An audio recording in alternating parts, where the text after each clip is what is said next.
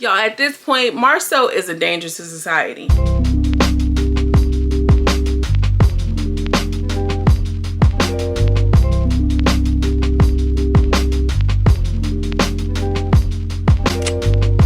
Hi my loves, Ray Lady Girl from Run Away, where we have culture, conversation, and community. And in today's video, I'm coming to you all with some commentary on Love and Hip Hop. Girl, no, I'm wrong. Love and Marriage Huntsville. Okay, get it right. Now, I know this is a show that I typically don't review, but y'all, like over the last year, I started getting into the whole Melody Holt and, you know, Martell scandal of it all. And like, I like the show now. So here we are, I'm gonna review it. The girls that get it, get it. The girls that don't. I got you.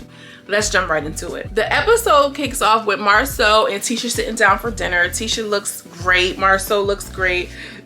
And she's like, oh, this is what 20 years of marriage and being subservient and blah, blah, blah gets you. And he's like, no, it gets you more than this, baby. She's just seems to me very happy to be out of the home and not, you know, doing everything under the sun and, you know, being out with her husband. They discuss Marceau's solo trip to Africa.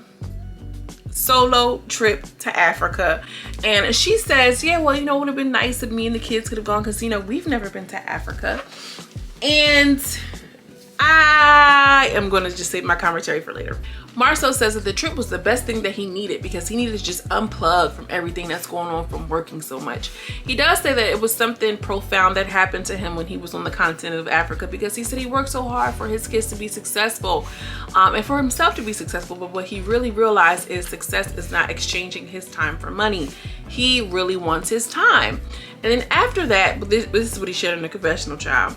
After that, he says to Tisha, well, you know, I'm going to get my chief of staff / personal assistant. And I think this whole chief of staff bit is just something to make it sound a little bit more professional, if you will, for a little chick that he want to be banging on the side. That's just what I think. These are my thoughts.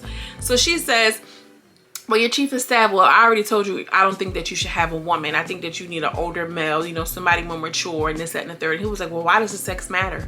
Because it does. It does, Marceau, with you and your allegations and everything that's been going on and the fact that whatever, you know, whatever. And he's like, well, I'm doing this so I can have more time with the family. Yeah, and it probably won't be no family there left if you running around town like your boy Martell. So he's just trying to make it make sense. And here's the thing, if your wife is uncomfortable with something, she's like, I don't care if you have a female, but I need to be the one to approve it. Why can't you just compromise on that, period? It should not be any more discussion. So she's just like, well, I'm telling you what it is. And he was like, oh, I can tell that you've been listening to the comments because, you know, you're not asking for permission now. He plays with her mentally. Girl, it's sickening to watch. It's sickening to watch. It's abusive. It's downright abusive. Tisha mentions the picture that Marceau had released of the Atlanta trip, child, the infamous Atlanta trip. And he's just like, well, I don't know. Maurice was sitting on stage, like, you know, looking for all these loopholes, like he's some sort of lawyer. And I just felt like, you know, nah, it is what it is. So, you know, in that moment, Tisha found it the appropriate time to start saying things that, you know, Coleslaw, the side chick, was saying and everything all like this. And he was just like, no, why, you know, we don't discuss that. We're not discussing it. We're not discussing it. And Tisha was like, well, I just want to tell you what we're shutting it down. Don't give it any life. A part of me just knows that is his way of controlling the situation, because no, we're not going to give that any light and possibly shine a light on the shit that I was doing. You get what I'm saying? Like, Marceau, you ain't slick. Where are Tisha's friends at? Girl. Martell shows up in the next scene. He's with Big Louis. He looks good. He's owner of the gym, child. He look like he don't even work out. Anyway, so Martell comes in and he's looking good with his fine old toxic big meaty self. And, you know, he's just like, you know, I've just been really hitting the gym, child, we can see. And, you know, that's a part of my self-care. I just bet it is. Part of your self-care is working out, looking good so you can get some more side chicks. You know what I mean? Now they ain't got to be side chicks, just lower tier, whatever. I'm not about to do it. Martell says he's still going through a couple of things because when the kids are with Melody, she doesn't answer the phone for me. And I want to talk to my kids every day. Louis says, you know, that's understandable because when y'all come from a same family household, being separate, now, you know, you want the kids, you got to be with the kids and you can't have access to them in the way that you used to. I mean, I can imagine that being tough because I'm gonna talk to my baby, period. Martell is just, you know, dragging the fact that, you know, she loves to call me the bad guy and this and the third, but at the same time, we were cheating at the same time, you know? So she said she cheated 5 years ago. 5 years ago is when I cheated, but Martell, you're missing the point that you were the one who opened Pandora's box, okay? Like, yeah, she cheated, although technically legally, because y'all were legally still married. But we all know that the reason why she cheated and left the home was because you were cheating on her. Like, you know, what comes first, the egg or the chicken? Martell and Louis discussed how everybody was trying to gang up on Louis and Tiffany over the whole transparency word. And he was like, yeah, dog, I appreciate you having my back. It's giving very much, you know, I need me somebody I can film with, because Martell, please. They briefly discussed this photo, which I feel like this photo is going to be a huge theme throughout this season.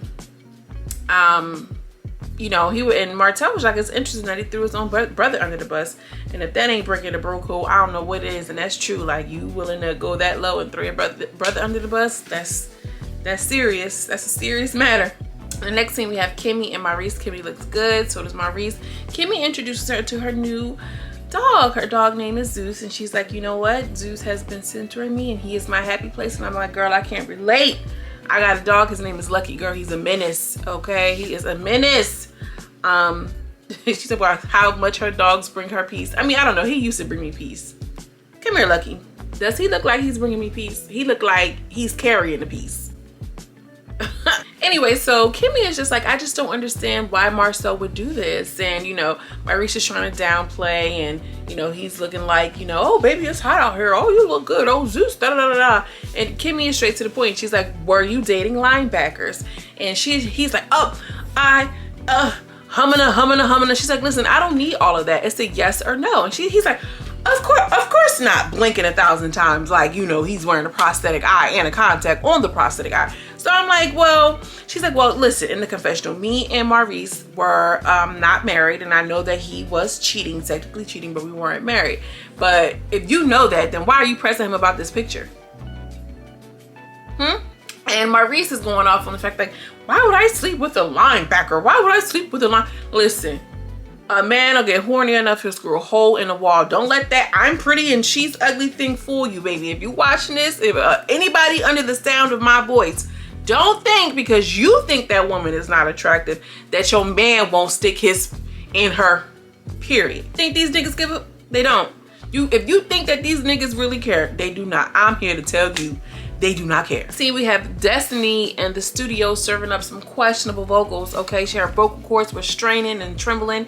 And in comes Tisha, and you know, they both look good. Let me just say this, they both look good. And you know, they sit down and talk, girl, what's going on with you? And she's like, nothing, girl, I'm just really recovering, you know, getting back to music therapy. I love this. Is something that I love to do. And honestly, like, you know, when I left my husband, or well, when her husband left her, when we divorced, I was on general assistance. I had to get assistance from the government. I was just trying to get it how I live. And to now, you know, rebuilding the pieces, I'm feeling like, you know, this is my moment. And this is my testimony. She starts choking up. And my heart goes out to her, or any woman who has quit their job and decided to be a mom to their child, get married or not get married, whatever you do, you set up these promises and goals with a life partner, and then they leave you hanging and stranded. What a terrible place to be in. But what I do know is, at any moment that you feel like you're facing a tower moment, which some of y'all ain't gonna get that tower moment. Some of y'all know and some of y'all don't know what I mean when I say. But sometimes you gotta learn, let it all burn. Let it burn. Burn, baby, burn, and rebuild. You get what I'm saying? And that's what Destiny is giving. I love that she shared that she was on public assistance, because, girl, that's real.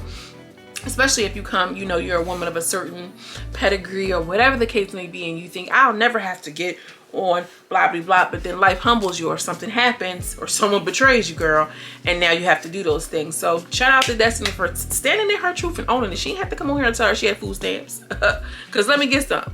Tisha, of course, mentions Melody and says, well, have you heard from Melody? She's like, no, I have not heard of Melody as of late. And honestly, you know, Tisha's like, I'm surprised because, you know, you do music, she does music, you're newly divorced, she's newly divorced. So she's like, you know, we had a little small incident and when we were in LA shooting the reunion, I don't know if she had a cup up to the window or whatever the case may be, but she overheard us talking and she said that it wasn't so much that she was talking to you about it because I had asked Tisha what was said while I wasn't on stage, and you know that was something that she was already aware of and that the whole world was going to see, and she said she felt a way about it, and she said she only felt that way because I was talking to her enemy. And she's like, what? Oh, me? Oh, you know, Tisha got that high screechy voice. I didn't know that I was an enemy to her. Girl, yes you did. Y'all frenemies and you know it. Stop playing. But what I think is Tisha is so tired of people feeling like Mel is some saint. So now, you know, of course she's gonna play that. I thought we were cool. You said we were cool. Oh, we can't be cool anymore, Miss Melody. Oh, Miss Melody, you can't forgive. But hell no, Melody can't forgive. Look what the girl done been through, period. Destiny continues with, you know, it's giving me very much high school vibes, and I'm a grown woman. You get what I'm saying? And if what she's saying is true, I agree. That's very high school vibes. Like, I can be cool with two people who don't necessarily get along because everybody's not for everything, period. So what's beef? Melanie and Kimmy sit down in this very, very cute place and they're there to make charcuterie boards. And I'm like, girl, are they in Huntsville? Listen, baby, I used to live in Alabama, okay?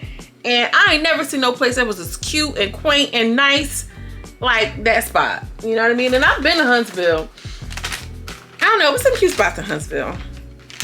But still, like, when I was in the South, I could not find a cute spot like that. That was a very cute. I would love to make me a charcuterie board in that nice spot that they were in there with all the wine bottles and shit. Give me a couple good Instagram pics. Basically, y'all follow me on Instagram. So let me get back on track. Ooh, girl, I'm distracted today. Of course, first thing they talk about is what? You guessed it, the picture. And Mel says, well, you know, I had to call and check on my girl because she would do it for me. I'm trying to talk like Melody, y'all. She has such a distinct voice. So she says, you know, it was hard for her. She was stressing out or whatever the case may be. And Kimmy lets her know, like, yeah, I got a dog now. You know, the dog has really, truly been helping me. And, you know, Melody, oh, I'm so great. That's great for you. You know, Miss Melody gives us nice, nasty really, really well, girl. Oh, my God. Girl, them folks in the South will eat you up in the nicest way. Baby, I still look back today at some of the bitches that used to be talking shit about me. I had no clue. Because up here, you know, we straight shooters. Pow, pow. Yeah, I don't like that. You know exactly who don't like you, period. I was not privy to the nice nastiness. Anyway, Mel says, well, at the time of the picture, okay, only 2 people were married. And that was Martell. And who was the other person? Oh, and Marcel. So technically, he could have been doing whatever. She was like, yeah, I understand that. But, you know, we weren't together legally. You know, we weren't married per se. So it is what it is. And she was just like, no, well, wait a second, because y'all were together. And she's like, yeah, we were together. But, you know, we didn't get married until 2015 or 20. We bought a house together is what she said. We bought a house together in 2014. The picture was taken in 2015. Listen, if you think that yesterday I cheated on you and today I take some vows at a courthouse, I ain't gonna cheat tomorrow, that's a flawed philosophy right there, period, point blank. And I love Mel for holding her feet to the fire because, girl, yes, your man was there and y'all were not together at the time, or how you're making it seem, but y'all were living together. And she's like, yes, we were. But, you know, at the end of the day, that's my man. I'm gonna stick beside him. You know, that's him, y'all. That's him. I'm gonna stick beside him, and I believe him. She said that, you know, she believed that he wasn't cheating on her that particular night, although she knows that he cheated in the past when they weren't married. But on that night, she believes him. Mel had asked about Tisha as if she was really interested. Well, how's Tisha holding on about all this? And she said, you know what, I was talking to Tisha and she said that she was okay because she hasn't really been listening to the comments. Melanie was like, Yo, I don't know how she's not listening to comments because she's in the comments, responding to the comments and all this and all that. Long story short, Kimmy relives what happened in Los Angeles about them having the rooms next door to each other. She says that she overheard them talking because the walls are really thin. And she heard them say something about, yeah, because Mel's a Scorpio. And, you know, I'm a Scorpio too. Shout out to all my Scorpios. Shout out to all my water signs, period. But, you know, we do hold a grudge, baby. We hold a grudge. We can forgive. Maybe, sometimes. But we certainly ain't gonna forget. Listen to my baby. My son is actually a Scorpio too. Fun fact, okay? My baby is a Scorpio himself. I'm a Scorpio, gave birth to a baby Scorpio. Anyway, so she's like, yeah, I went downstairs, I came back upstairs, and I knocked on the door, and I told them, like, yes, listen, y'all know that I heard you. I might want to keep y'all voices down because I can hear everything that y'all saying. So she said later on she apologized. Mel said that later on Destiny apologized to her about it. She said, yeah, we were talking smack about you, but you know, she apologized to her. And Kimmy was like, she apologized for that? And she was like, yes, she apologized. Yes, she did. And I'm like, if that is the case, girl, Destiny definitely left that piece of the conversation out when she was talking to Destiny. So I'm like, this is gonna make for an interesting storyline throughout the season because we're gonna see some real heavy beef. Mel invites her pajama party. She said, I'm gonna have all black. I'm gonna order them for you. And definitely don't tell Tisha or Destiny because they're not invited. And you know how this group likes to do, they like to show up unannounced, uninvited. In the very next and last scene, we have dinner with Marcel, Tisha, Micah, their brother, Maurice, and Kimmy, and Micah's wife. I'm sorry, I forgot her name. And long story short, Kimmy sits down and she's just like, what were you thinking? Why would you post that picture?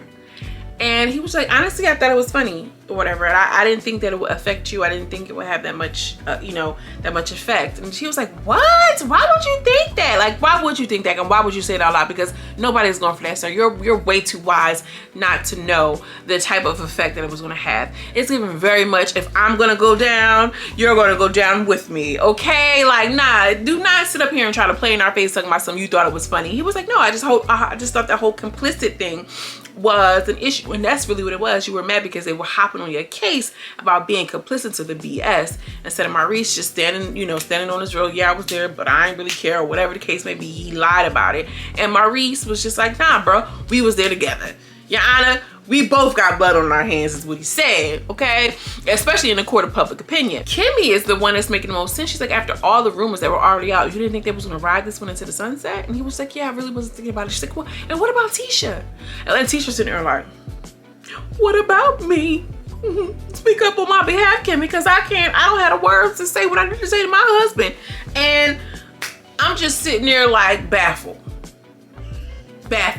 Kimmy says that there were more negative comments about you than there actually was about Maurice. And he's like, yeah, it's because it's always me. And I know that. And I know what that's like for me to play the bad guy role because I'm always the bad guy. I'm the bad guy. Nah, but you are though. And you're using that to justify your bad behavior is what you're doing, sir. You know what I mean? Like, Kimmy asked Tisha how was she feeling about it. She's like, well, I'm not really in the comments like that. Tisha, yes, you are. You were in the comments beforehand. You are. Especially now that picture makes it seem like, one, your husband was definitely there and he was cheating. And two, now he's also saying, yeah, and you, sir, my brother was there too, so don't try to play me. So at the end of it all, Maurice is just like, don't do that, bro, because I can say so much about this situation right here. Well, go ahead and say it then. Go ahead and say it then, bruh. Don't come out here with this selling these wolf tickets and don't say nothing, because if y'all want to go tick for tack, go ahead and do it and let the world see it and let it unfold right before your eyes. Because at this point, somebody's sitting on some type of information and we tired of y'all playing with us. If y'all was beefing at that wedding, y'all should have been beefing at that wedding. Period. It is what it is. I do think it was quite interesting that in the confessional, Marcel was like, yeah, well, I'm always a kid that I ain't been bullied at the lunch table. I could take it. And then Tisha said, well, I haven't been bullied since middle school. And I ain't have to do her voice like that. I haven't been bullied since middle school. And she's like, Marcel's like, you call that bullying? Nah, babe, that's not bullying. That's not bullying. What the fuck it is then? Have he not heard of cyberbullying? And why are you like minimizing her experience? If she's saying that she has been bullied since XYZ, that means she's feeling like she's bullied. Just support your wife and say what it is. You don't have to like try to downplay her. He is so triggering to me, y'all. I'm so pissed off. Anyway, y'all, let me move around, girl. Let me go ahead and get this day started. I miss y'all. I haven't even really been like posting videos like that because, girl, I got a lot going on, lots and loads of stuff going on. If you're new here, consider subscribing and spreading. It greatly helps me on this YouTube algorithm. Also, hit the like button. Even if you don't like it, drop down in the comments because that also helps me with just engagement, period, y'all. As always, I'm sending you much love and much light, and I will see you in the next video. Peace.